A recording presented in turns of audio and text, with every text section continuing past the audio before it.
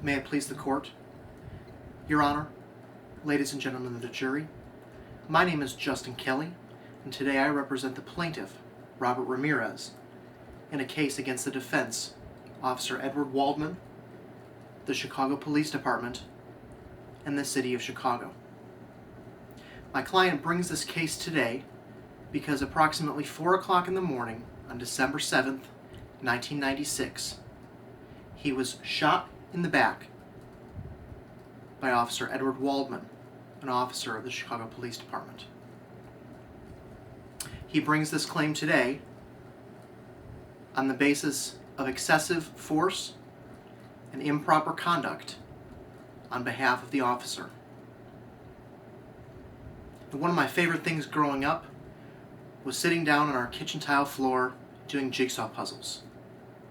It didn't matter if it was a city skyline or the Chicago Cubs baseball team or the Starship Enterprise.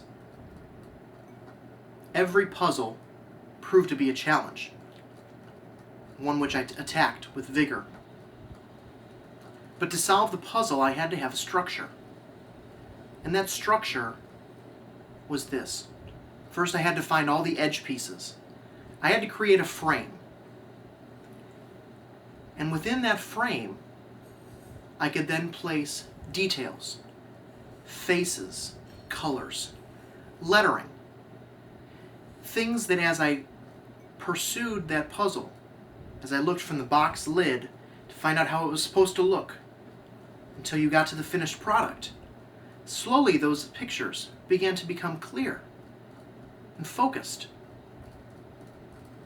Now, ladies and gentlemen of the jury, this case is like a jigsaw puzzle. We start with a frame, and the frame in this case is this. Officer Edward Waldman shot Mr. Ramirez in the back. That's the frame for this case. It's the big picture.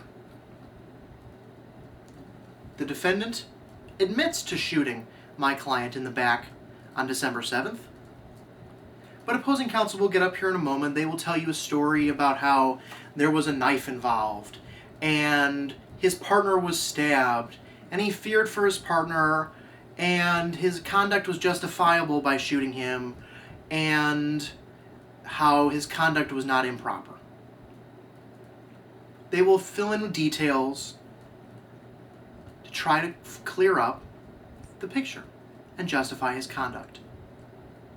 But ladies and gentlemen of the jury, the pieces of the puzzle from the defendant don't fit. And if they don't fit, you need to try another way.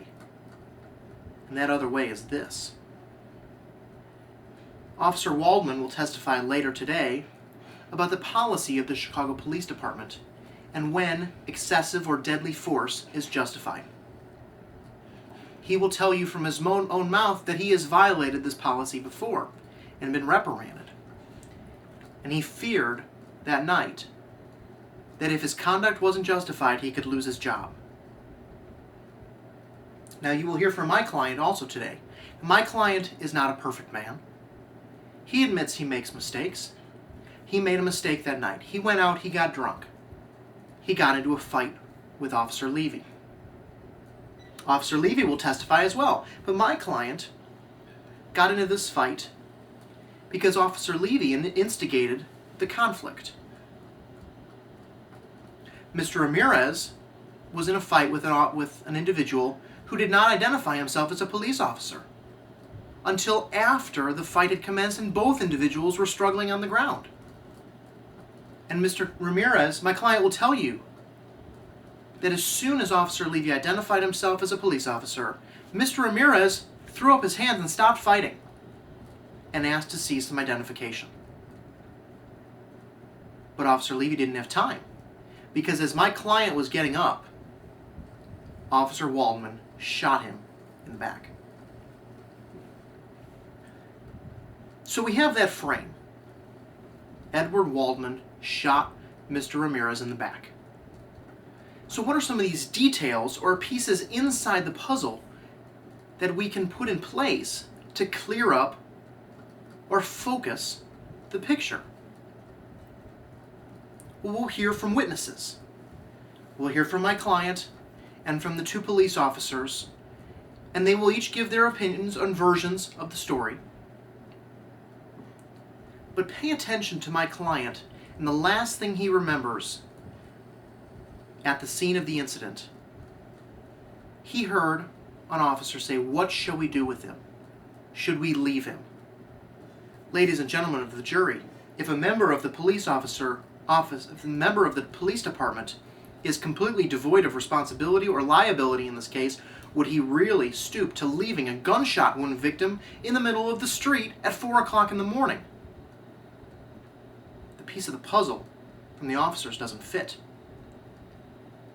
Now, opposing counsel will have his witnesses testify as to this knife that was found at the scene of the crime. This jackknife, this locking knife that was used to stab Officer Levy. I might add that it is used to allegedly stab Officer Levy because we will hear about the forensics of the knife. Now remember that word forensics, because that's another integral piece of this puzzle. We'll hear from the witnesses, yes, but we'll also deal with the forensics and the scientific evidence. And what we will find is that the knife had no blood and no fingerprints. This knife, which my client allegedly used to stab the other police officer, cannot be linked to my client. My client does not own this knife. He's never owned this knife. So we'll hear from the forensics and from the analysis of the science. We'll hear from an expert witness, Dr. Alfred Angrist, and he will state, as a medical professional, his opinions upon his examinations of my client and Officer Levy. The stab wound that Officer Levy sustained, and the gunshot wound to the back of my client. We will hear from the experts and from those that are on the street that morning. We will hear the forensics. So I ask you to remember that frame, that Edward Waldman shot Mr. Ramirez in the back. And that if you remember that frame, then these details will come into place. We will hear details from the witnesses and the forensics and the experts and the knife. But if a piece of the puzzle doesn't fit, you take it out and look for a new piece. You look at the evidence. Now, I have nothing but respect for the men and women of the police department. This case is not about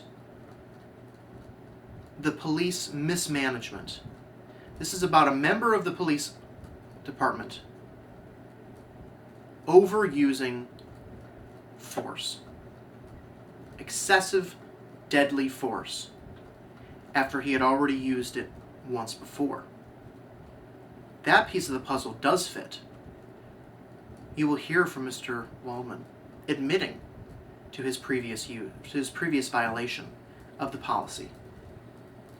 Remember that policy, because if the knife isn't there, then he violates the policy, and Mr. Waldman believes his job would be in jeopardy.